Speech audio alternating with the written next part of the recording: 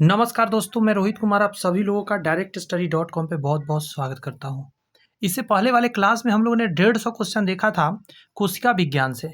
आज के क्लास में चैप्टर नंबर 2 है। आज भी मैंने एक ही चैप्टर से 150 क्वेश्चन लेकर आया हूँ। वो सारे क्वेश्चन कहीं न कहीं एग्ज़ाम्स में अलग-अलग एग्ज़ाम्स में आए हुए हैं दोस्त। ज़्यादा से ज़्यादा बीपीएससी ने पूछा है, उसके क्वेश्चन को कलेक्ट किया है मैंने। 6 से लेकर 12th क्लास तक के एनसीईआरटी और एससीईआरटी का पूरा निचोड़ समझिए। चैप्टर का थ्योरी आप नहीं भी पढ़े हैं तो आप बेफिक्र रहिए, आपको सारी थ्योरी कंप्लीट हो जाएगी, क्योंकि बहुत सारे क्वेश्चंस हैं। क्योंकि इतने ज़्यादा क्वेश्चन एक चैप्टर से देखने को बहुत कम ही मिलते हैं, तो बहुत जगह से कलेक्ट किया गया है, तो ये आपके लिए बहुत अच्छा सेशन होने वाला है। अगर आपने पहला वीडियोज़ नहीं देखा है, पहला क्लास, तो आपको बता देते हैं, फिजिक्स का पूरा चैप्टर कंप्लीट करा के एक प्लेलिस्ट बना हुआ है, उसी में केमिस्ट्री भी अपलोड हो रहा है। केमिस्ट्री आधा से ज़्यादा कंप्लीट हो चुका है और अब बायोलॉजी भी सेकेंड चैप्टर उसमें अपलोड हो रहा है। मतलब आज मैं शूट कर रहा हूँ, तो आपसे रिक्वेस्ट है, डिस्क्रिप्शन में लिंक है, वहाँ से जाके उन वीडियोज़ को भी प्लेलिस्ट ज़रूर देखिए, क्योंकि इस चैनल पे आपको वही कंटेंट मिलेंगे जो आपको डायरेक्ट एग्जाम में पूछे गए हैं। और मैं अपने से कोई कंटेंट बना के आपके बीच नहीं लाता हूँ। जो ऑलरेडी एग्जाम में पूछे गए मैं वही क्वेश्चन से प्रैक्टिस कराता हूँ, यानी पीवाई क्यूज के अलावा बातें नहीं करता हूँ कि अपना मन से कुछ भी हल्का वल्का सेट करके आपके बीच लाऊँ। भारी हल्का जो क्वेश्चन हो वो मैं आपके बीच रखता हूँ। मुझे पूरा विश्वास है ये सेशन बहुत अच्छा लग रहा है। और सेल वाले जो मैंने डाला था कुस्का वाला, बहुत सारे बच्चे देखे हैं, बहुत बच्चों को पसंद आया है। तो इसी के आगे बढ़ाते हुए आज उत्तर ला रहा हूँ। मुझे पूरा विश्वास है ये भी सेशन आपको बहुत पसंद आएगा, तो लास्ट तक जरूर देखिएगा। सारे क्वेश्चन आपके लिए एग्जाम में पूछा हुआ है, तो बहुत महत्वपूर्ण है। चलिए शुरुआत करते हैं।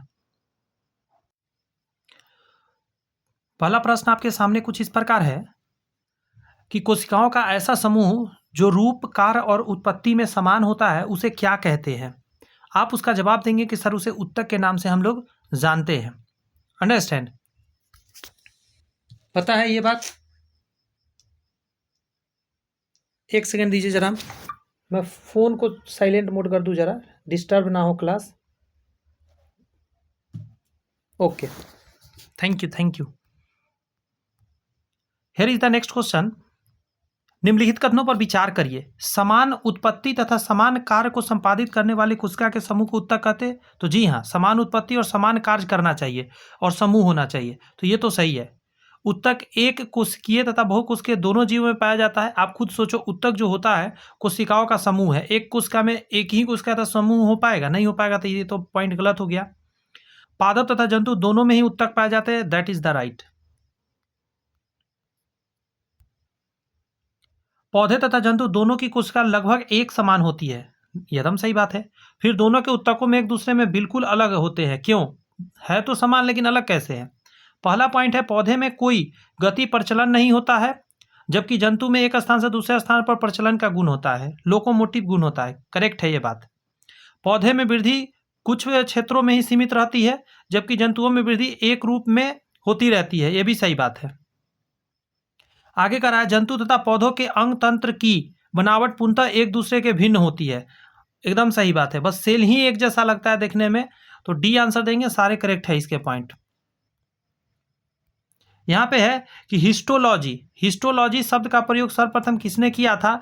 और यहाँ ये भी जानना पड़ेगा आपको कि हिस्टोलॉजी है क्या, और मेयर ने किया था। और हिस्टोलॉजी के बारे में कहा जाता है स्पेशल ब्रांच ऑफ साइंस और biology in which we study about the tissues, that is the group of cell, that is known as histology.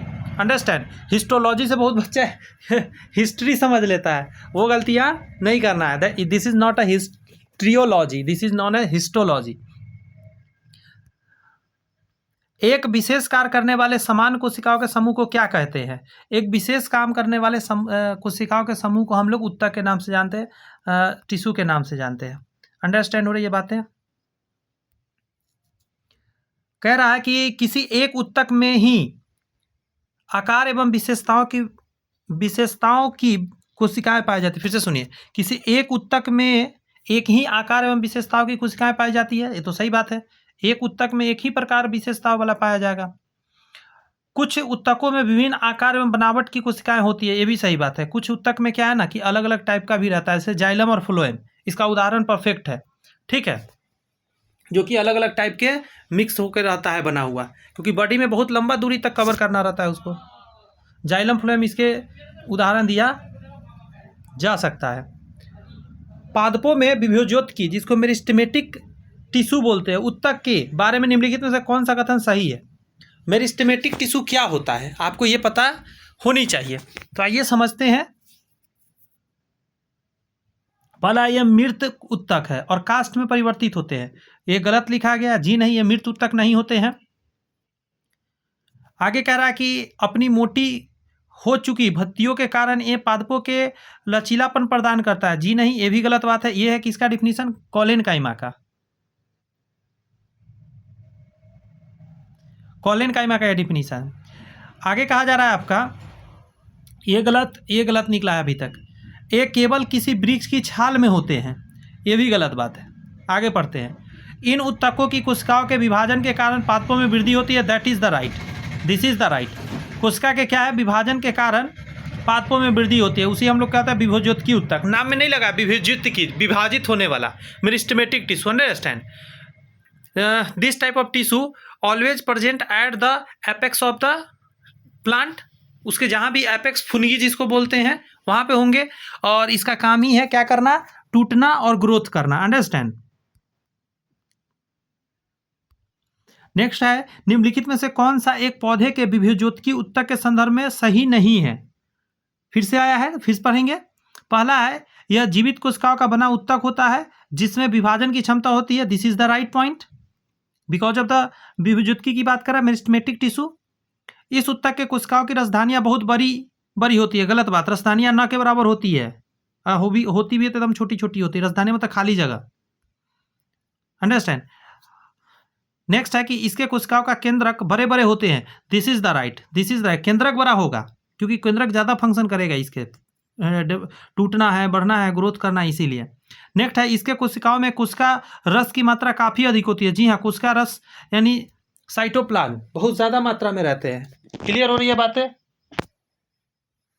कोई दिक्कत तो नहीं हो रही है? समझ में आनी चाहिए।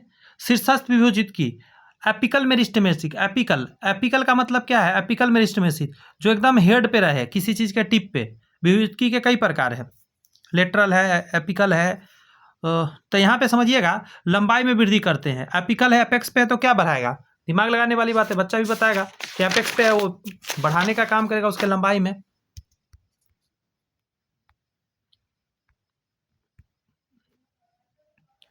वह उत्तक जो प्रथम वृद्धि के लिए उत्तरदायी है, प्रथम वृद्धि के लिए उत्तरदायी है, मतलब लंबाई में वृद्धि कराएगा। पहले तो लंबाई ही बढ़ेगा, फिर मोटाई बढ़ेगा, चौड़ाई बढ़ेगा।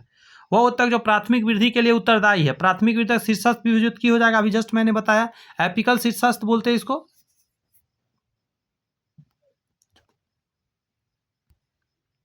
संवहन उत्तक, जाइलम फ्लोएम का बात कर रहा है। संवहन उत्तक में अवस्थित कैम्बियम एवं वृक्ष के छाल के नीचे कैम्बियम उदाहरण है, तो इसको बोलते हैं हम लोग क्या? शीर्षस्थ विभोज्योतकी का। संवहन उत्तक में, एक मिनट मिस्टेक हो गया मेरे से, इसको पार्श्व विभोज्योतकी बोलेंगे, शीर्षस्थ कैसे बोलेंगे? ये तो कैम्बियम की बात कर रहा है, मतलब घुमावदार पार्ट। संवहनी उत्तक में अवस्थित कैम्बियम और वृक्ष के छाल के नीचे कैम्बियम उदाहरण है, इसको बोलते हैं पार्श्व विभोज्योतकी। इससे मोटाई बढ़ता है, किसी भी पौधा का मोटाई पोर्शन बढ़ता है, और लंबाई बढ़ाने वाला ये है शीर्षस्थ। वह उत्तक जो द्वितीयक वृद्धि के लिए है, तो इसको कैम्बियम बोलेंगे। जस्ट मैंने अभी बताया आपको, कैम्बियम जो साइड का मोटाई बढ़ाता है, और द्वितीयक वृद्धि है मोटाई, प्रथम वृद्धि है लंबाई। किसी पौधे के तने के घेरे बढ़ाने के लिए, घेरा आ गया फिर से बात, कौन सा उत्तक उत्तरदायी होगा? तो पार्श्व विभोज्योतकी हो जाएगा, घेरा बढ़ाना है, मोटाई। शीर्षस्थ विभोज्योतकी क्या बढ़ाएगा? सॉरी, अंतर्वेशी अंदर में जाइलम फ्लोएम के पास रहता है, तो ये तो अलग चीज़ है। आगे कह रहा है कि पौधे के अस्थायी उत्तक के कोशिकाओं में विभाजन की क्षमता नहीं होती है, एकदम सही बात है। अस्थायी उत्तक हो चुका है, अब वो क्या ही विभाजन करेगा, ऑलरेडी वो मर चुका है, डेड है। नेक्स्ट है आपका कि विभोज्योतकी उत्तक की वृद्धि के लिए निम्नलिखित पौधे में अस्थायी उत्तक बनता है, सही बात है। विभोज्योतकी उत्तक की वृद्धि के फलस्वरूप पौधे अस्थायी उत्तक बन जाते हैं, मतलब विभोज्योतकी उत्तक जब धीरे धीरे पुराने हो जाते हैं तो अस्थायी उत्तक में बदल जाते हैं। दोनों पॉइंट इज द राइट। एक बीजपत्री मतलब मोनोकोटिलेडन्स, तने में द्वितीयक वृद्धि नहीं होती है क्योंकि इसमें नहीं पाए जाते हैं, कैम्बियम नहीं पाया जाता। What is the reason? Because of ये बहुत पतले पतले होते हैं और बीच में खोखला होते हैं। जैसे आप बांस, बैम्बू देख सकते हैं, बांस हो गया या घास वगैरह हो गया, इसके अंदर आते हैं एक बीजपत्री ज़्यादातर। जैसे गेहूं का, या क्या बोला जाए, गेहूं हो गया, चावल हो गया, उसके जो डंठल होते हैं आप उसको देख सकते हैं, उसके अंदर खाली जगह होती है, एक बीजपत्री भरा हुआ नहीं रहता है पूरा। क्लियर है? कैम्बियम के कारण।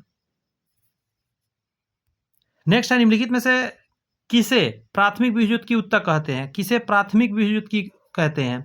क्योंकि वह पौधे के जीवन चक्र के प्रारंभ में बनते हैं एवं प्राथमिक पादप शरीर बनाते हैं। समझ रहे हैं बात? प्राथमिक पादप शरीर भी बनाते हैं। तो आंसर हो जाएगा पार्श्विक बीजयुक्त की और अंतर्वेशी बीजयुक्त की, दोनों आंसर इसका देना पड़ेगा। एक मिनट रुक जाइएगा, एक सेकंड दीजिए मेरे को। पहले तो शीर्षस्थ होना चाहिए। निम्नलिखित में किसे प्राथमिक बीजयुक्त कहते हैं? तो शीर्षस्थ इसमें आना जरूरी है, क्योंकि यह पौधे के जीवन चक्र प्रारंभिक में बनते हैं और प्राथमिक पादप शरीर बनाते हैं, शरीर भी बनाते हैं। अंतर्वेशी हो जाएगा और शीर्षस्थ बीजयुक्त की हो जाएगा। पार्श्व बाद में डेवलप होते हैं, ठीक है। और शीर्षस्थ ही जब पीछे छूट जाते हैं धीरे धीरे पार्श्व में बदलते हैं। तो 17 का ए और सी देना परफेक्ट हो जाएगा आंसर। और इस चारों तीनों थे जीवित थे, ध्यान रखिएगा। संवहन उत्तक, समझ रहे हैं, ट्रांसपोर्टेशन वाले टिश्यू उत्तक जिसे विभजित की द्वारा होता है। मतलब संवहन उत्तक का निर्माण किस विभजित की से होता है? तो अंतर्वेशी से होता है। बात समझ में आ रही है? लेकिन नहीं, अंतर्वेशी से नहीं होगा। एक सेकंड दीजिए मुझे। ये क्या चीज़ का कर रहा है? संवहन उत्तक है ना, तो पार्श्व वाला करवाता है। पार्श्व जो विभुत की उत्तक होता है उसी के द्वारा क्या होता है, किसका निर्माण होता है? संवहन उत्तक का निर्माण होता है आपका पार्श्व बला से, पार्श्व विभुत की से, ध्यान रखिएगा। अंतर्वेशी वो है जो छूट जाता है पीछे में, स्टोरेज का काम करता है। मृदु उत्तक जिसको पैरेन्काइमा बोलते हैं, किस प्रकार के उत्तक है? तो इस सरल उत्तक में आते हैं। सिंपल टिश्यू के अंदर आता है मृदु उत्तक, पैरेन्काइमा। जटिल में जाइलम और फ्लोएम आते हैं। जटिल में कौन आते हैं? जाइलम और फ्लोएम। आगे है कि निम्नलिखित में किस उत्तक में जीवित कोशिका पाई जाती है? जीवित कोशिका किस में होगा? दिमाग लगा के बता दीजिए आंसर। बात समझे? स्थूल कोण उत्तक में हो जाएगा और मृदुतक उत्तक में। दृढ़ उत्तक तो डेड हो जाता है, मतलब मरा हुआ रहता है, इसमें नहीं होता है जीवन। तो मृदुतक और स्थूल कोण उत्तक हो जाएगा। आगे क्या रहा है? मृदुतक का मुख्य कार्य क्या है? भोज्य पदार्थ का संग्रहण, पौधे को लचीलापन प्रदान करना, पौधे को यांत्रिक दृढ़ता प्रदान करना, हार्मोन का स्त्राव करना। तो हार्मोन का स्त्राव नहीं कर सकता, लचीलापन प्रदान तो नहीं कर सकता। इसका आंसर दे दीजिए। भोज्य पदार्थों का मृदुतक ग्रहण मतलब संग्रहण करके रखता है अपने पास। नेक्स्ट है वायुत्तक, मतलब जिसमें हवा रहे। एरेनकाइमा किस पौधे में पाया जाएगा? तो हाइड्रोफाइट में पाया जाएगा। जो पानी के अंदर पौधा रहता है उसमें पाया जाता है, हाइड्रोफाइट्स। जलोदभिद निम्नलिखित में किस उपस्थिति के कारण जल में तैरते हैं? तो वायुत्तक के कारण, उसके अंदर हवा भरा रहता है वायुत्तक के कारण। वह कौन सा उत्तक है जिसकी कोशिकाएं जीवित होती है? भित्ति सेल्यूलोज या था नहीं, या पेक्टिन की बनी होती है और कोनों पर लिग्निन स्थूल मिलते हैं। अच्छा देखिए, ये तो हम आसान ही हो गया। इसको आप आंसर देंगे कोलेनकाइमा। क्या क्वेश्चन कहा है? वह कौन सा उत्तक है, मैं क्लीन कर दूं जरा।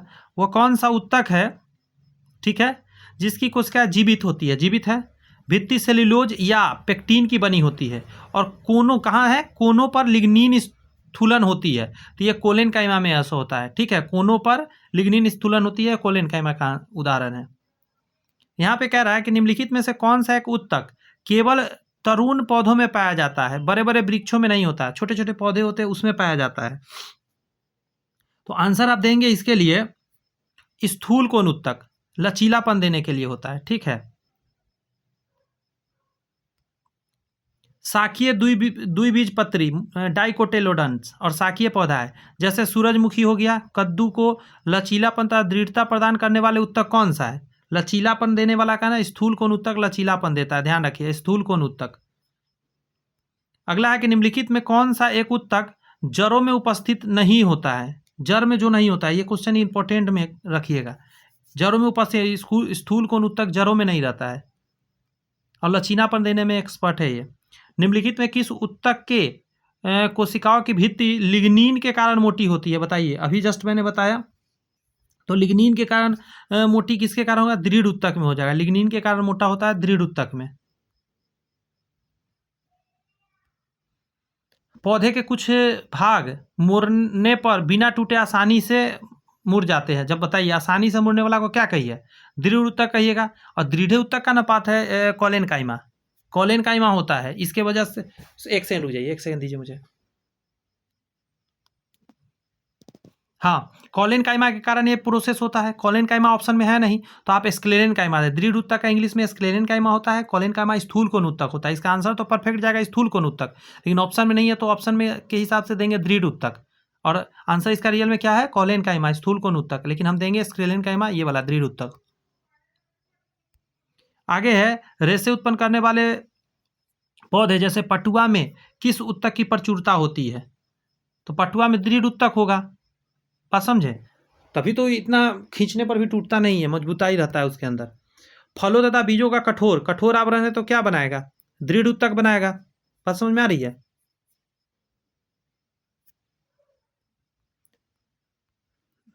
आगे कह रहा है कि सुबेरिन नामक कार्बनिक पदार्थ जमा रहता है, तो कॉर्क में जमा रहता है। कहाँ जमा रहता है सुबेरिन नामक पदार्थ?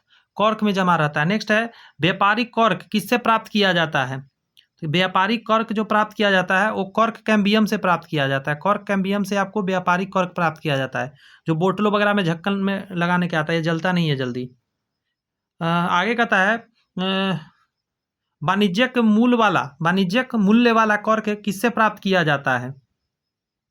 तो इसको बोलते हैं क्वेकर्स सुबेर। एक पौधा है क्वेकर्स सुबेर, उससे निकाला जाता है, जो बहुत अच्छा क्वालिटी का कॉर्क होता है। नेक्स्ट है मृदुतक यानी पैरेनकाइमा की कोशिकाएं होती है। वर्गाकार, गोलाकार, स्थूल कोण, रेशेदार कैसा होता है, बताइए मेरे को।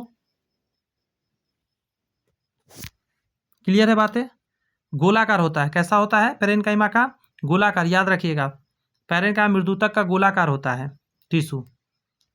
दृढ़ ऊतक को यानी स्क्लेरेनकाइमा में कौन सा गुण नहीं, ध्यान रखिए, गुण नहीं पाया जाता है, स्क्लेरेनकाइमा का गुण नहीं पाया जाता। पहला है ये मृदुतक कोशिकाओं से निर्मित होते हैं।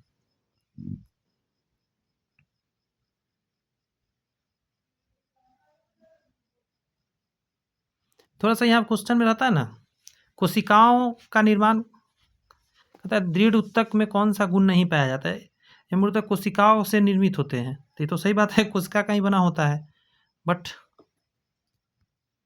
अच्छा आगे पढ़ते हैं। इसकी भित्तियां में लिग्निन विद्यमान होती है।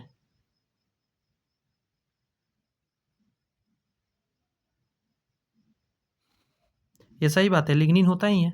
ये कोशिका मृत और संकीर्ण अवकाश वाली होती है, ये भी सही है।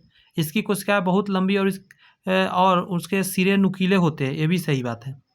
ये मृदुतक कोशिकाओं से निर्मित होते हैं। कोशिकाओं से निर्मित नहीं होते, कोशिकाओं के पुराने होने से निर्मित होते हैं। मैं इसको क्वेश्चन को थोड़ा करेक्ट करता हूँ, एक सेकंड दीजिए मुझे। ध्यान दीजिएगा, यहाँ पे पहला आंसर हो जाएगा, ठीक है।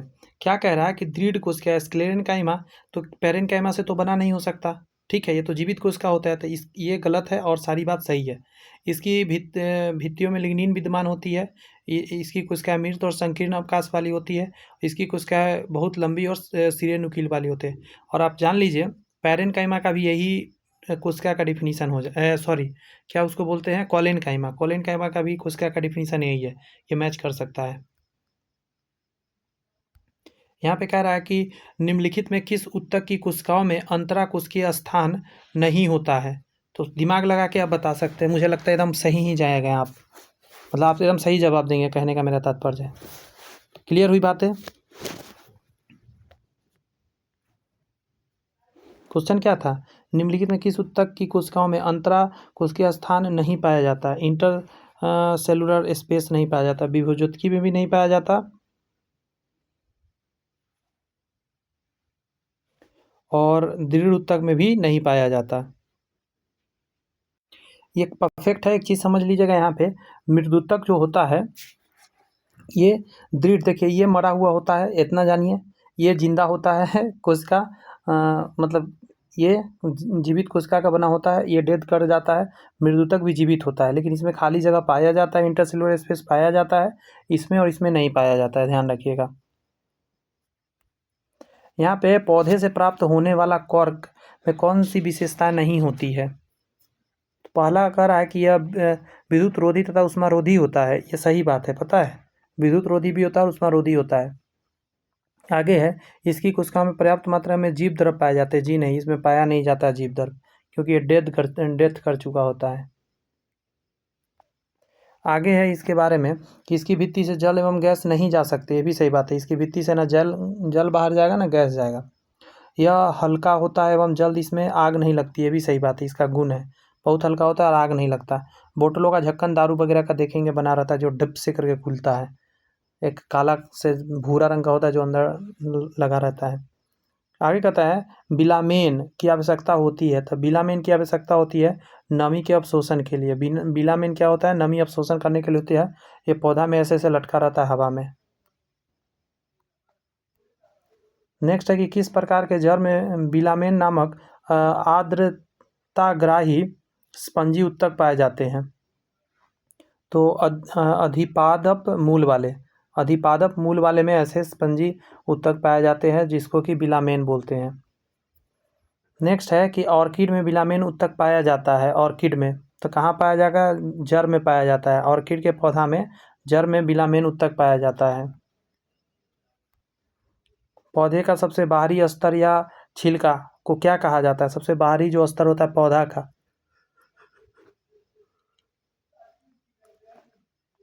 एपिडर्मिस बोलते हैं, अधिचर्म।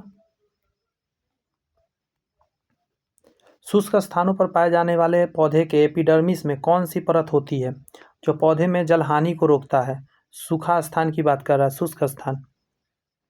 इसको क्यूटिकल बोलते हैं। रेगिस्तानी भी पूछ सकता था। शुष्क स्थान मतलब रेगिस्तानी पौधा में जल हानि को रोकने वाला क्यूटिकल होता है।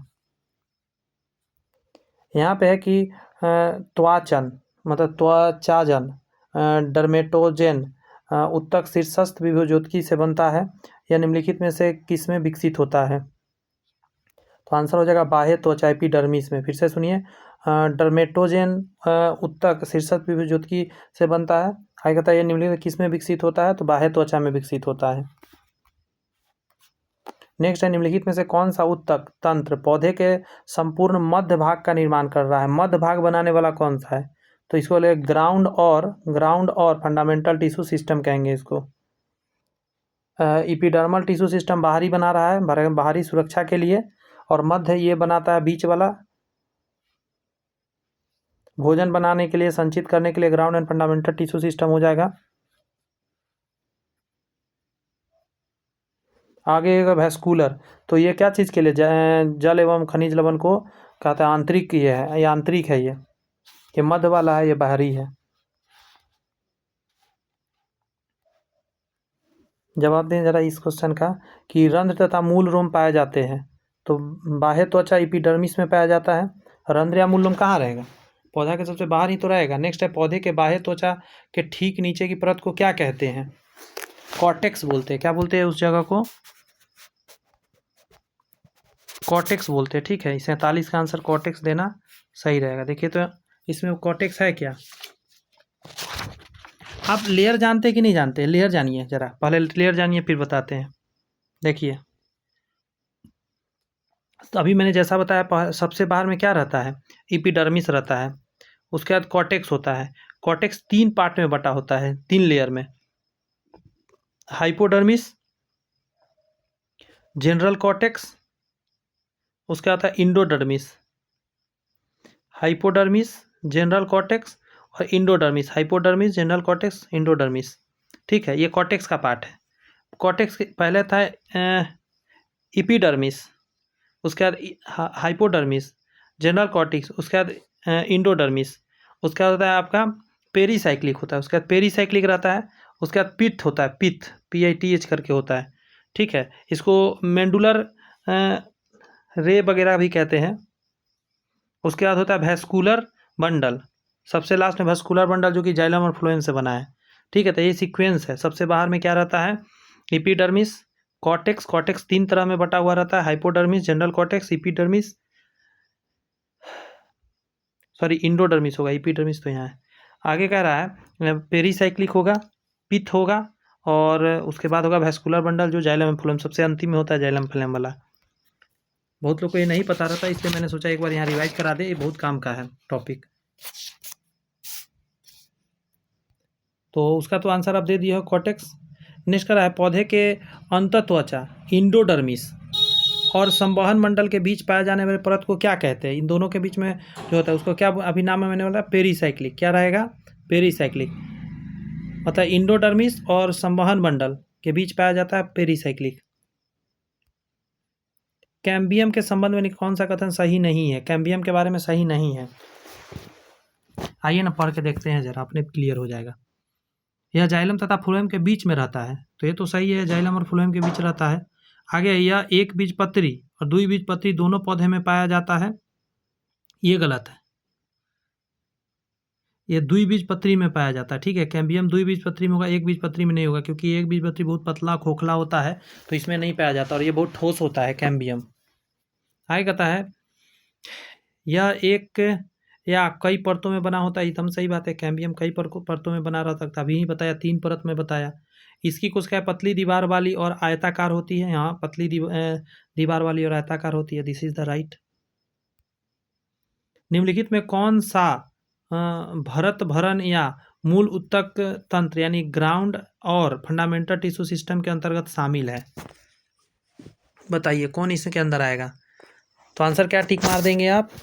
इसमें आ जाएगा कॉर्टेक्स, परिरंध्र, मज्जा और पित्त किरणें आ जाएगी। कॉर्टेक्स, परिरंध्र, मज्जा और पित्त किरणें आ जाएगी, D is the right answer आ जाएगा।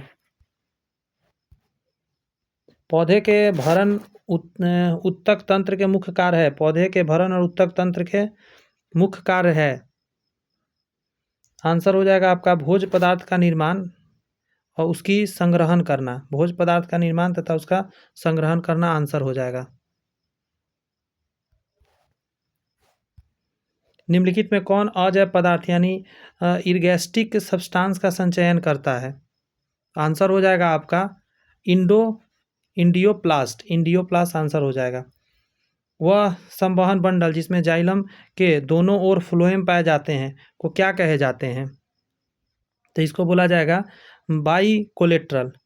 बाइकोलेट्रल के नाम जानते हैं। ये है इसका बंटवारा, तो थोड़ा सही से याद रखिएगा पॉइंट। और ये संवहन मंडल रेडियल वेस्कुलर कहाँ पाए जाते हैं? और ये जो संवहन मंडल है, अगर इसकी बात करें तो एक बीजपत्री पौधे के जड़ों में पाया जाता है। एक बीजपत्री पौधे है ना, उसके जड़ में पौधे के स्टील परत में पाए जाते हैं। स्टील परत में पाए जाते हैं, आंसर हो जाएगा आपका सी दे दीजिए। परिरंध्र, संवहन मूल और मज्जा पित्त के में पाए जाते हैं, मतलब उसमें ये 3 चीज पाए जाते हैं, से कहने का मतलब है। नेक्स्ट है एक वृक्ष की आयु का पता किसके द्वारा लगाया जा सकता है? तो वर्षीय वलय को गिनकर। पौधा कटा है कभी देखे हैं? इसमें ऐसे ऐसे रिंग दिखेगा अंदर, वही रिंग गिनकर पता लगाया जाता है। वर्षीय वलय या वृद्धि वलय में शामिल होते हैं केवल बसंत नहीं, दोनों, बसंत काष्ठ और शरद काष्ठ दोनों रहता है उसके अंदर। नेक्स्ट करा निम्नलिखित में किसकी सक्रियता के कारण वृद्धि वलय बनती है? क्या ऐसा सक्रिय होता है इसके वजह से वृद्धि वलय बनता है? तो आप इसको कहेंगे अंतररंभीय एधा। एधा को बोलते हैं कैम्बियम, ठीक है। एधा मतलब कैम्बियम। नेक्स्ट है आपका एक वृक्ष के पुराने तने की अनुप्रस्थ काट में 50 वर्षीय वलय मिलते हैं। वृक्ष की आयु कितनी होगी? तो जितना वलय मिलेगा उतना वर्ष का वृक्ष होगा, 50 वर्ष का वृक्ष है।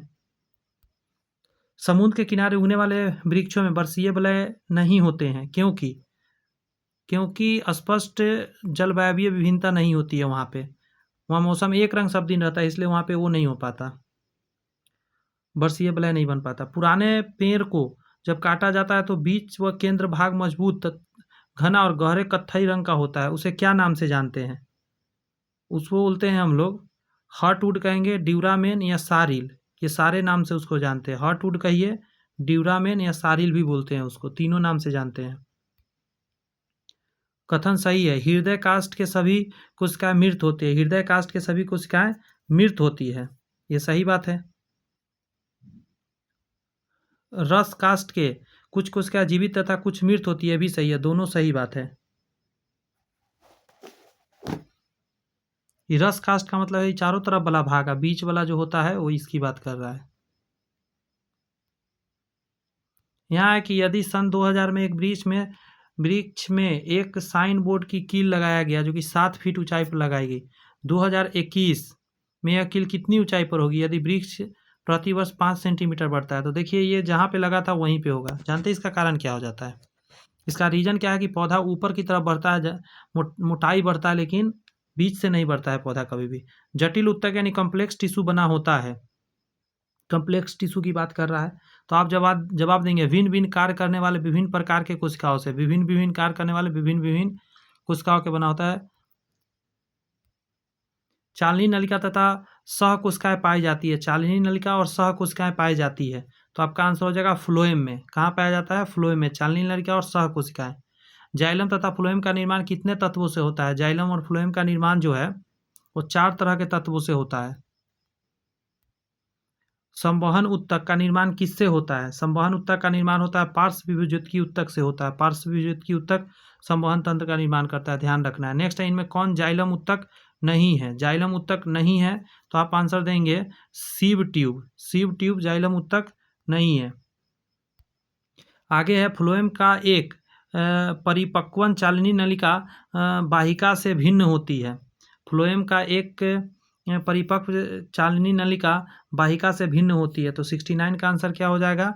क्रियात्मक केंद्र के अभाव में, क्रियात्मक केंद्र के अभाव में ऐसा हो पाता है।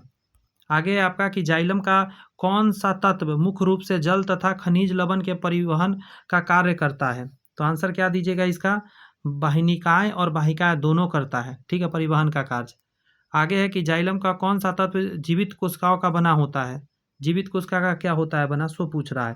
तो आप कहेंगे जाइलम मृदुतक। जाइलम मृदुतक जो है जीवित कोशिकाओं का बना होता है। इस क्वेश्चन में कह रहा है फ्लोएम का कौन सा तत्व मृत कोशिकाओं का बना होता है? फ्लोएम का कौन सा तत्व मृत कोशिका का बना होता है? तो आप आंसर देंगे इसका बास्ट तंतु। बास्ट तंतु। फ्लोएम का कौन सा तत्व मुख्य भोज्य पदार्थों के संवहन में भाग लेता है? तो यह है चालनी नलिका। चालनी नलिका, फ्लोएम चालनी नलिका का ही बना होता है, तो समझ ही सकते हैं भोज्य पदार्थ का संचयन करता है, मतलब एक जगह से दूसरी जगह ले जाता है। चालनी नलिकाओं में भोज्य पदार्थ के संवहन में मदद करता है। कौन उसको मदद कर रहा होता है? तो सह कोशिकाएं मदद कर रहा होता है। आगे है, फ्लोएम का कौन सा तत्व फ्लोएम उत्तक को यांत्रिक सहायता प्रदान करता है? तो आंसर इसका क्या दीजिएगा? फ्लोएम तंतु।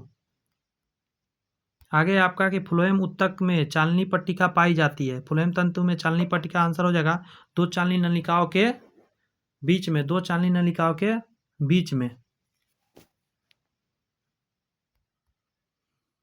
आगे है कि पौधे में फ्लोएम मुख्य रूप से उत्तरदायी है। पौधे में फ्लोएम मुख्य रूप से उत्तरदायी है।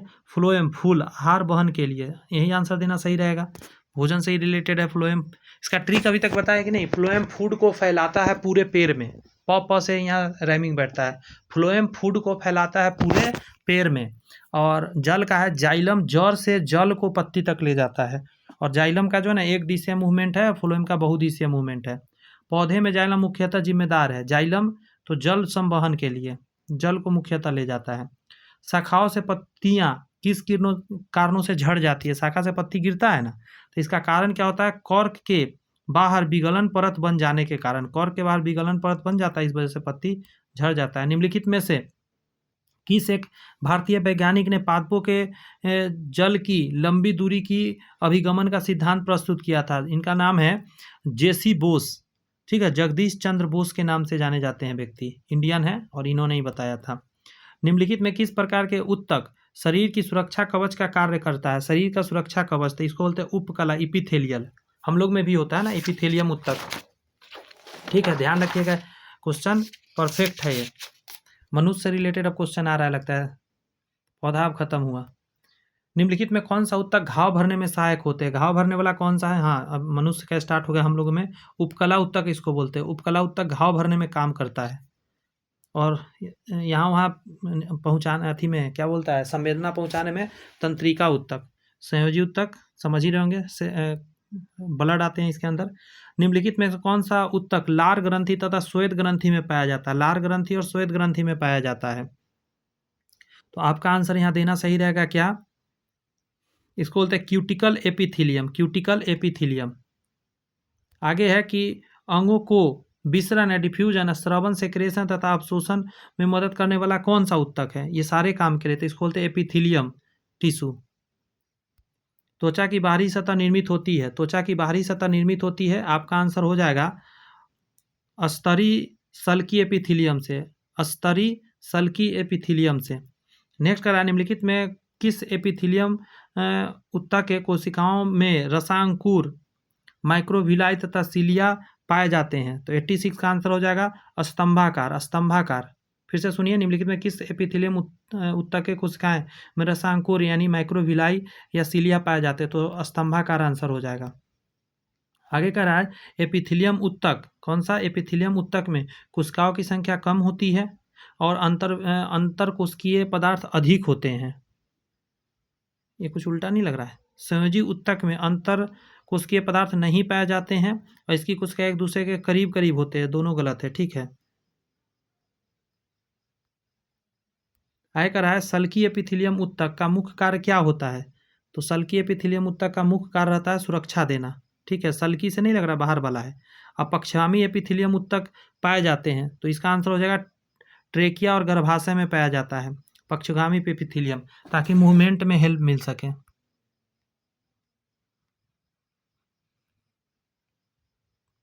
यहाँ पे जवाब दीजिए, निम्नलिखित में कौन ऊतक त्वचा एवं मांसपेशियों तथा दो मांसपेशियों को जोड़ने का कार्य करता है?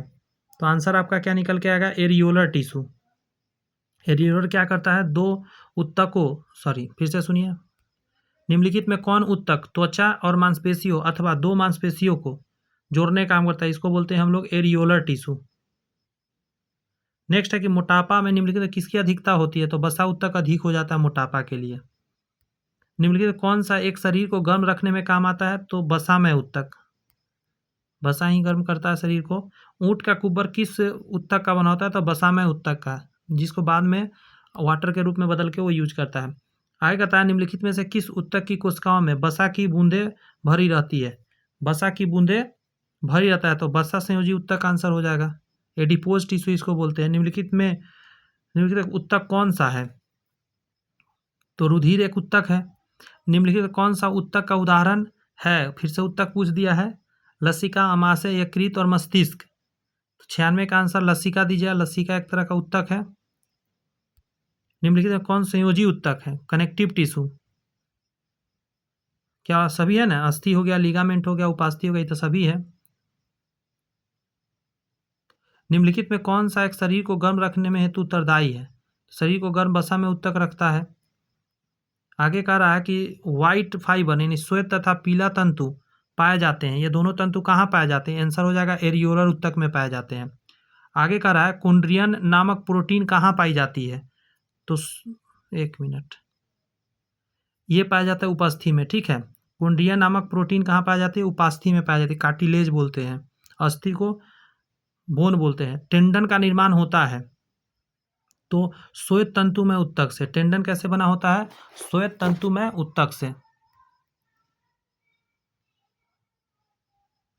लिगामेंट का निर्माण होता है,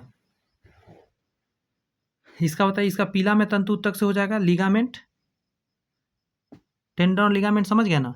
टेंडन क्या होता है? श्वेत, और लिगामेंट पीला ऊतक से।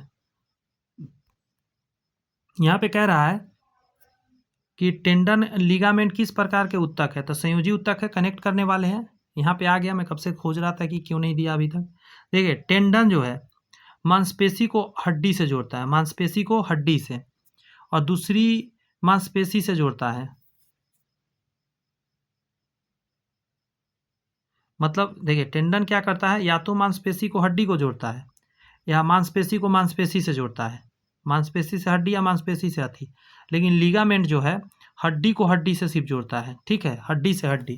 तो याद रखने का इसका टेक्निक बनाना पड़ेगा आपको, तब जाके याद आपको रहेगा, नहीं तो कंफ्यूज करिएगा। ये क्वेश्चन हल्का आ जाता है, फंस जाता है स्टूडेंट। देखिए, इसका उल्टा करके याद रखिए।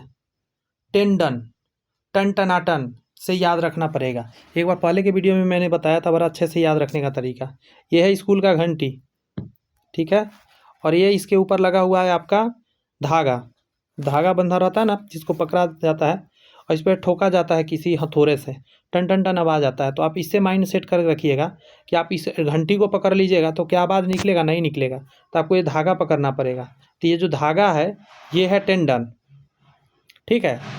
ये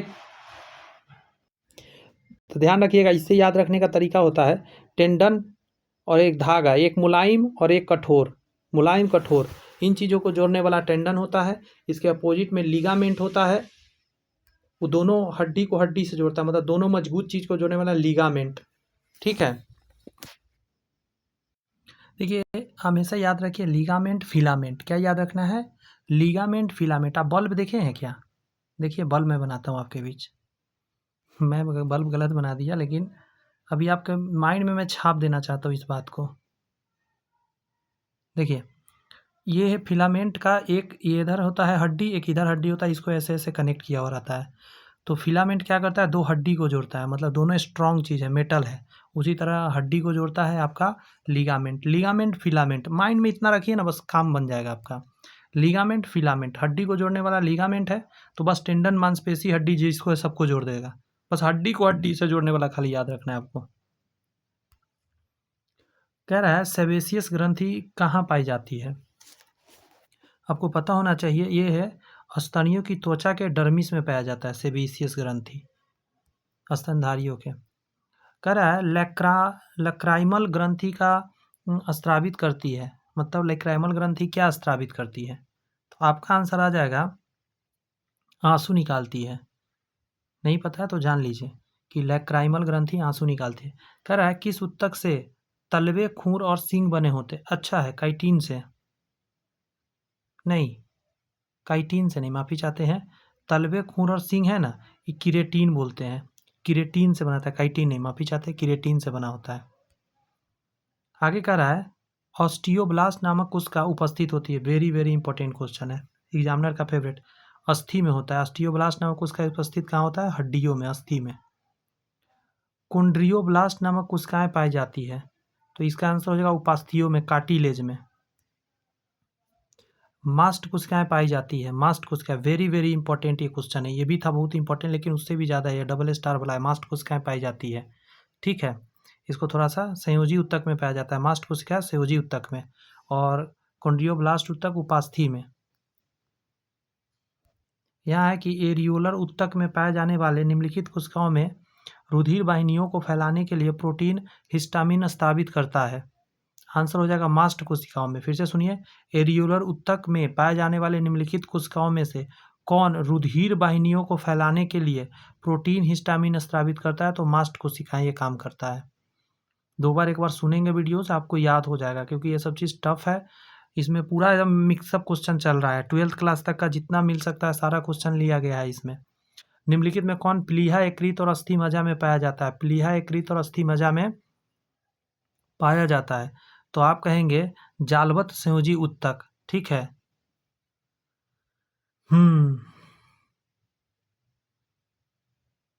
क्लियर है। नेक्स्ट है मनुष्य की त्वचा सबसे मोटी होती है, मनुष्य की त्वचा सबसे मोटी होती है तलवों की। तलवों का जो हमारा उत्तक होता है, त्वचा है, सबसे मोटी माना जाता है, पूरा शरीर का वजन लोड करके रखता है जो।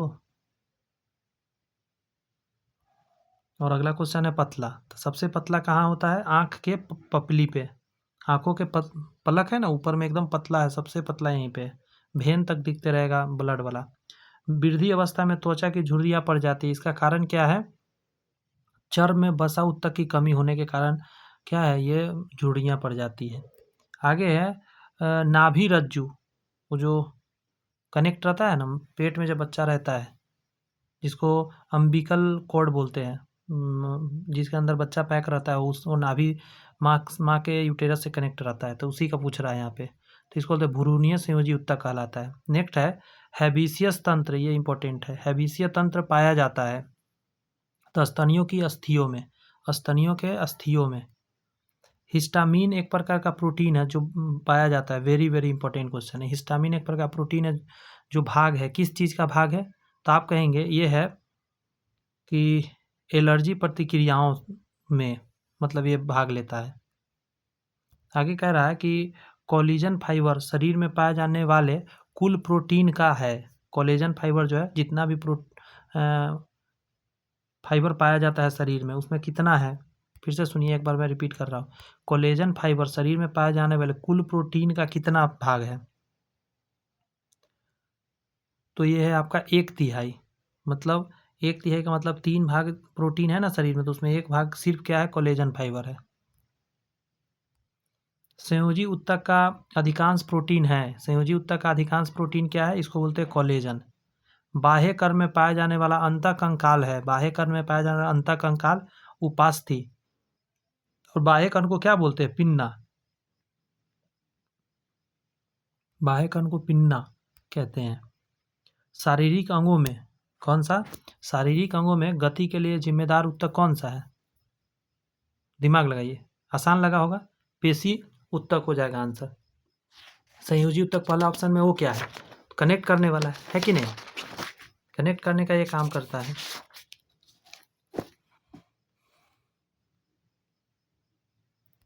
यहाँ पे कह रहा है सार्कोप्लाज्म, सार्कोप्लाज्म नामक तरल पाया जाता है। तो आपका आंसर निकल के आ जाए पेशी ऊतक में। ये जो पेशी ऊतक है, मस्कुलर टिश्यू, इसी में आपको क्या पाया जाता है, सार्कोप्लाज्म नामक तरल पाया जाता है। आगे आपका कि आरेखित एवं रेखित ऊतक मूल रूप से किस प्रकार के ऊतक है। आपने सुना होगा आरेखित ऊतक, रेखित ऊतक।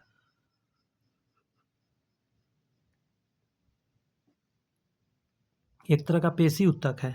आगे है नेत्र के आइरिस में पाया जाने वाला ऊतक है, नेत्र के आइरिस में पाया जाने वाला है, तो इसको बोलेंगे आरेखित पेशी ऊतक। नेत्र के आइरिस में, आइरिस समझ रहे हैं ना, आंखों में जो आइरिस पाया जाता है, उसमें पूछ रहा है कि कैसा है, तो इसको आरेखित बोलेंगे, नेत्र की आंखों में। आगे है कि इंटरकैलरी डिस्क में उपस्थित होते हैं, इंटरकैलरी डिस्क में उपस्थित होते हैं, तो आपका आंसर निकल के आएगा हृदयक पेशी ऊतक, हृदयक पेशी में।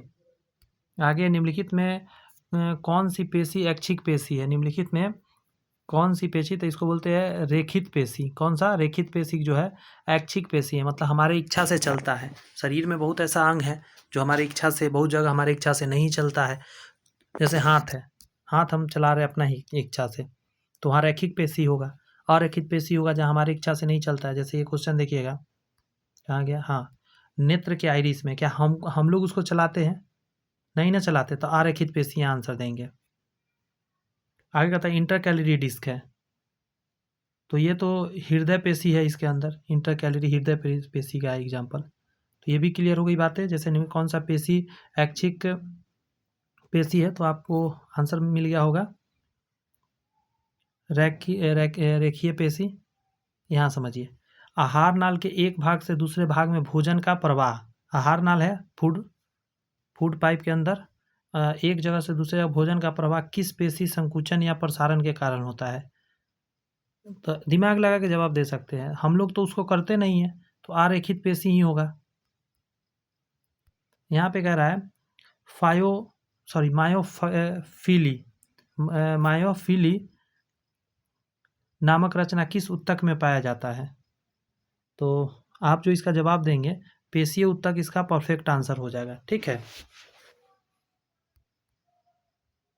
यहाँ पे है कि निम्नलिखित में किस ऊतक में थकान ऊतक नहीं होता है, निम्नलिखित में किस ऊतक में थकान, मतलब कौन सा थकता नहीं है।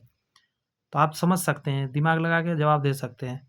हर्ट, जो ये प्यारा सा हम लोग का हर्ट है शरीर में, जो ऐसा होता तो है नहीं, बट हर्ट जो है उसको क्या बोलते हैं, उसमें कौन सा पेशी होता है, कार्डियक पेशी होता है। ये थकान ऊतक नहीं होता, इसमें थकने का ज़रूरत नहीं है, थक गया तो हम लोग थक जाएंगे, ख़त्म हो जाएंगे।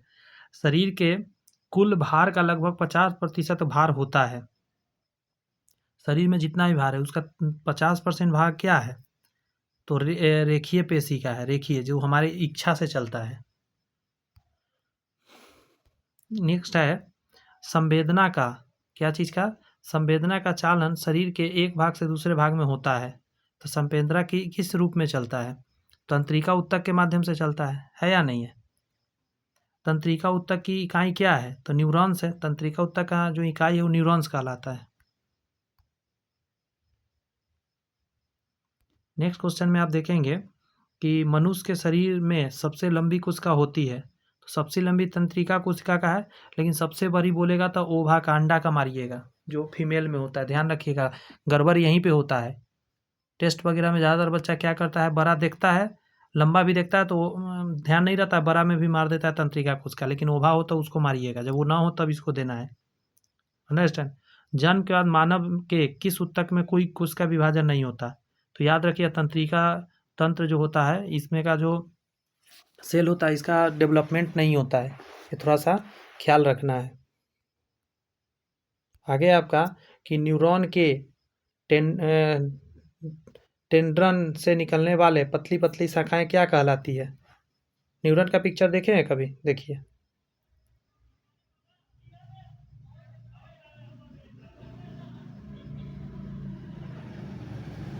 इस टाइप का बना होता है, इसके अंदर वो रहता है और इसमें ऐसे ऐसे और धागा भी आगे निकला रहता है, आगे सब तरफ नीचे भी थोड़ा थोड़ा रहता है, नीचे कम मात्रा में रहता है, ऐसा ही नीचे से आगे कनेक्ट करेगा इसमें, समझे, और आगे बढ़ता है। तो इसका थोड़ा सा पिक्चर याद रखना है आपको। तो इसमें क्वेश्चन था कि न्यूरॉन के डेंड्राइट से निकलने वाली पतली पतली शाखाएं क्या कहलाती है? तो इसका आंसर क्या हो जाएगा? इसको डेंड्राइट्स बोलते हैं। क्या बोलते हैं? डेंड्राइट्स, याद रखिएगा। आगे है रेनबियर के नोट्स कहाँ पाए जाते हैं? रेनबियर के नोट्स की बात कीजिएगा तो तंत्रिका में पाया जाता है, तंत्रिका में रेनबियर के नोट्स पाए जाते हैं। आगे है कि दो न्यूरॉन के जोड़ को क्या कहते हैं? दो न्यूरॉन जहाँ जुड़ता है उस जोड़ को हम लोग क्या बोलते हैं? सिनेप्स बोलते हैं, ठीक है। न्यूरॉन कोशिका में संवेदन का संचार कैसे होता है? एक न्यूरॉन के एक्सॉन से दूसरे न्यूरॉन के डेंड्राइट्स में, एक न्यूरॉन के डेंड्राइट से दूसरे न्यूरॉन के एक्सॉन में। देखिए यहाँ पे फंसाने वाला है दिया हुआ क्वेश्चन। पहला इसका आंसर होगा एक न्यूरॉन के एक्सॉन से दूसरे न्यूरॉन को डेंड्राइट्स कनेक्ट रहता है। अभी जो मैं पिक्चर बनाया था ऐसे करके, एक मिनट थोड़ा सा बना रहा हूँ ऐसे, एक सेकेंड, ये है, नीचे थोड़ा ऐसे करके रहता है और ऊपर ऐसे ऐसे ऐसे ऐसे का टाइप रहता है, इसमें ऐसे ऐसे निकला रहता है। तो इसमें थोड़ा कम कम है, लेकिन यही कनेक्ट होता है यहाँ से, तो ये ना कनेक्ट होता है इसमें, इसीलिए इसका आंसर क्या दिया जाता है कि एक न्यूरॉन के एक्सॉन से दूसरे न्यूरॉन के डेंड्राइट्स में, नीचे वाला डेंड्राइट्स होता है। और आज के क्लास का लास्ट क्वेश्चन ये रहेगा कि बायोप्सी संबंधित है, बायोप्सी सुने भी होंगे आप, तो कह रहा है परीक्षण के लिए ऊतकों को शरीर से अलग करने करने को क्या बोलते हैं? बायोप्सी बोलते हैं, ठीक है। कैंसर में खास कर ये किया जाता है। तो आइए, मैं मेरे पास कुछ और भी टॉपिक्स है जो आपके लिए महत्वपूर्ण है, उसको भी करा देते हैं। थोड़ा सा बहुत इंपॉर्टेंट चीज़ है, थ्योरी पार्ट है, लेकिन आपके लिए बहुत ज़्यादा महत्वपूर्ण है, इसीलिए मैं थोड़ा करा रहा हूँ, ठीक है। ज़्यादा नहीं, 10 मिनट चलेगा और क्लास जरूर से ज़रूर देख लीजिए अगर यहाँ तक आप आ गए हैं तो। देखिए, जंतु कोशिका की अगर बात करिएगा तो जंतु कोशिका को 4 प्रकार के ऊतक पाया जाता है। पहला है जिसका नाम है इपिथेलियम टिश्यू, इसको हिंदी में उपकला ऊतक कहते हैं। इसलिए ये बता रहा हूँ क्योंकि ना कभी आजकल एग्जाम में क्या कर रहा है, हिंदी शब्द देता ही नहीं है, इंग्लिशे डाल देता है लिख कर, इसीलिए यह दिखा दे रहा हूँ। नेक्स्ट है आपका कनेक्टिव टिश्यू, एक होता है जो संयोजी ऊतक होता है जो कनेक्ट करने का काम करता है। इपिथेलियम टिश्यू याद कर लीजिए, उपकला ऊतक होता है। तीसरा है मस्क्यूलर टिश्यू यानी पेशी ऊतक, मस्क्यूलर टिश्यू यानी पेशी ऊतक। नेक्स्ट है नर्वस टिश्यू यानी कि तंत्रिका ऊतक, नर्वस टिश्यू यानी तंत्रिका ऊतक। नेक्स्ट है इपिथेलियम टिश्यू उपकला ऊतक। मतलब पहला नंबर को देखते हैं, याद हुआ कि नहीं हुआ? पहला है इपिथेलियम टिश्यू उपकला ऊतक, कनेक्टिव टिश्यू संयोजी ऊतक, मस्क्यूलर टिश्यू पेशी ऊतक और नर्वस टिश्यू तंत्रिका ऊतक। और आगे है आपका इपिथेलियम टिश्यू यानी उपकला ऊतक। एक एक को थोड़ा फटाफट जो देख लेते हैं, ज़्यादा देर नहीं लगेगा, बहुत ज़्यादा भी डिटेल नहीं है, थोड़ा थोड़ा एकदम टू दी पॉइंट बातें यहाँ कर लेते हैं। जैसे कह रहा है इपिथेलियम टिश्यू के बारे में कह रहा है, उपकला ऊतक के बारे में। इपिथेलियम ऊतक अंगों के बाहरी भाग और आंतरिक भाग के निर्माण करती है, ठीक है। इस ऊतक के कोशिकाओं के बीच कोई रिक्त स्थान नहीं होता है। एक तो पहला पॉइंट है कि इपिथेलियम टिश्यू के कोशिकाओं के बीच में कोई रिक्त स्थान नहीं होता है, माइंड में आ गया एक पॉइंट। नेक्स्ट करा एपिथेलियम ऊतक का मुख्य कार्य अंगों को सुरक्षा प्रदान करना। यह ऊतक शरीर के विभिन्न अंगों के पदार्थ के विसरण और स्रवन, सेक्रेशन और अवशोषण का कार्य करते हैं, ठीक है। एपिथेलियम ऊतक 4 प्रकार के से बनाए गए बने मतलब बटे होते हैं। पहला करा सल्की एपिथेलियम, जिसको बोलते हैं हम लोग क्या? स्क्वेमस इपिथेलियम, सल्की उपकला मतलब कि इपिथेलियम। ये ऊतक आकृति फर्श या दीवार पर लगी चपटी ईंट की तरह होती है। त्वचा की बाहरी परत का निर्माण इसी ऊतक का होता है, यानी कि हमारे सबसे ऊपर में जो है ऊतक क्या है? सल्की ऊतक है। इसके अलावे यह ऊतक रक्त वाहिनियों और अंगों के भीतर के अस्तर का भी निर्माण कर देती है। सल्की इपिथेलियम समझ गए? अब आइए इसे समझिए, इसको बोलते हैं हम लोग, थोड़ा सा और बड़ा करें क्या? इतना बड़ा ठीक है। इसको बोलते हैं स्तंभाकार एपिथेलियम, ठीक है। कॉलुमनर एपिथेलियम, यह ऊतक की कोशिका लंबे होते हैं और कोशिका के मुक्त सिरे पर माइक्रोविलाई होते हैं। यह ऊतक ऐसे अंगों के आंतरिक भाग का निर्माण करते हैं जहां अवशोषण या स्रवण का काम होते हैं, जैसे आंत हो गया, आमाशय हो गया, पित्ताशय हो गया। तो ये सब याद रखना है कहाँ पे होता है, स्तंभाकार एपिथेलियम, तो आंत, आमाशय और पित्ताशय में। नेक्स्ट है घनाकार एपिथेलियम, तो इसके बारे में क्यूबॉइडल एपिथेलियम बोलते हैं। इस ऊतक के कोशिका का आकार घन के समान होता है। यह ऊतक के द्वारा शरीर के ग्रंथ यानी ग्लैंड्स का निर्माण होता है। क्लियर है बातें? अब जरा कुछ और जानिए।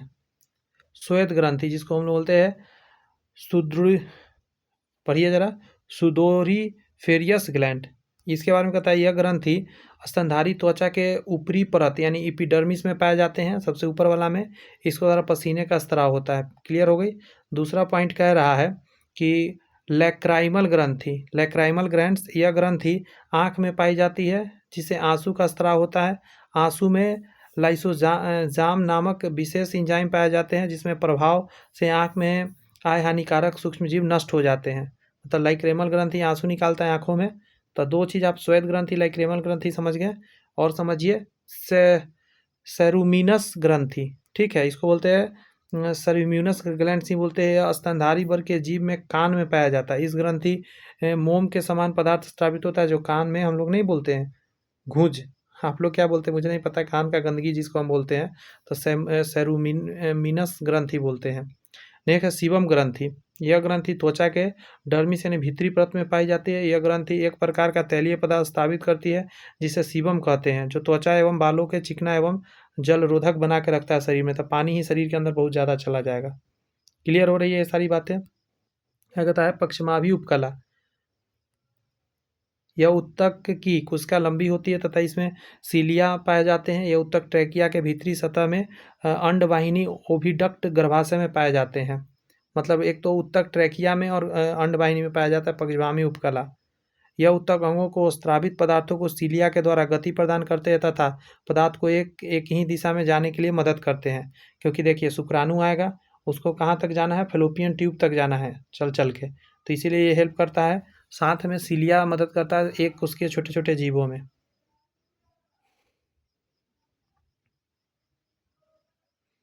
अगला है हमारा कनेक्टिव टिश्यू, जिसको हम लोग संयोजी ऊतक के नाम से जानते हैं। संयोजी ऊतक विभिन्न अंगों और ऊतकों को जोड़ने में काम करता है। संयोजी ऊतक में कोशिकाओं की संख्या कम होती है, कोशिकाओं के बीच रिक्त स्थान ज़्यादा होता है। ऊतक के कोशिकाओं के बीच खाली जगह में इस प्रकार के पदार्थ भरे रहते हैं जैसे मैट्रिक्स भरे रहते हैं।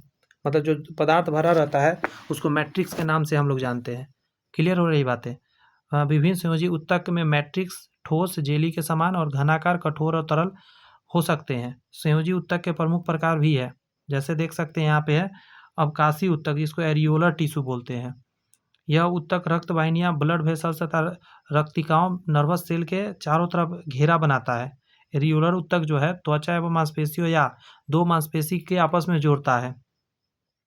मास्ट कोशिका क्या है? यह एरियोलर ऊतक में पाई जाने वाली कोशिका है। यह कोशिका रुधिर वाहिनियों के चारों तरफ पाई जाती है।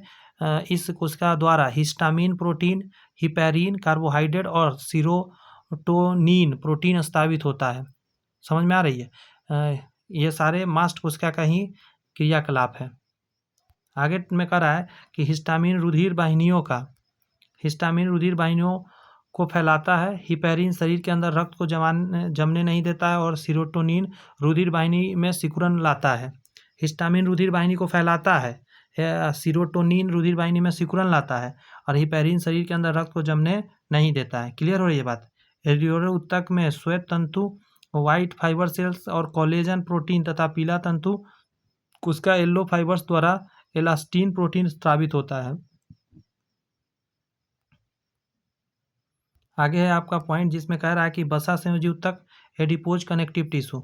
यह बसा ऊतक मतलब यह ऊतक बसा कोशिका यानी फैट सेल से बनी होती है। इसका कोशिका में बसा छोटी छोटी बूंद के रूप में भरी रहती है। यह ऊतक बसा को संचित करके रखता है। यह शरीर में ताप बनाए रखता है। शरीर की बसा कोशिका के अधिकतम मोटापा आ जाता है शरीर में ज़्यादा इसके आने से। नेक्स्ट है कंडारा, टेंडन। यह संयोजी ऊतक मांसपेशी को अस्थि से और दूसरी मांसपेशी से जोड़ता है। यह ऊतक अधिक मजबूत एवं आंशिक लचीले होते हैं। स्नायु लिगामेंट्स, यह ऊतक हड्डियों अस्थियों को दूसरे हड्डियों से जोड़ता है। यह ऊतक अधिक मजबूत एवं लचीले होते हैं। क्लियर हो रही है? ये बताए थे टेंडन टनटना के हड्डी को मांसपेशी से, मांसपेशी को मांसपेशी से, लेकिन लिगामेंट फिलामेंट हड्डी को हड्डी से जोड़ता है। याद रखना है किसी तरह दिमाग लगा के। एक और है उपास्थि ऊतक, कार्टिलेज बोलते हैं इसको। यह ऊतक कोन्ड्रियोब्लास्ट कोशिका के बने होते हैं। इस कोशिकाओं के बीच रिक्त स्थान में कोन्ड्रीन प्रोटीन पाए जाते हैं। उपास्थि अस्थियों को जोड़ने को चिकना बनाता है। यह ऊतक बाह्य कर्ण, नाक और पसनली, ट्रेकिया और अस्टनम जैसे अंगों में पाए जाते हैं।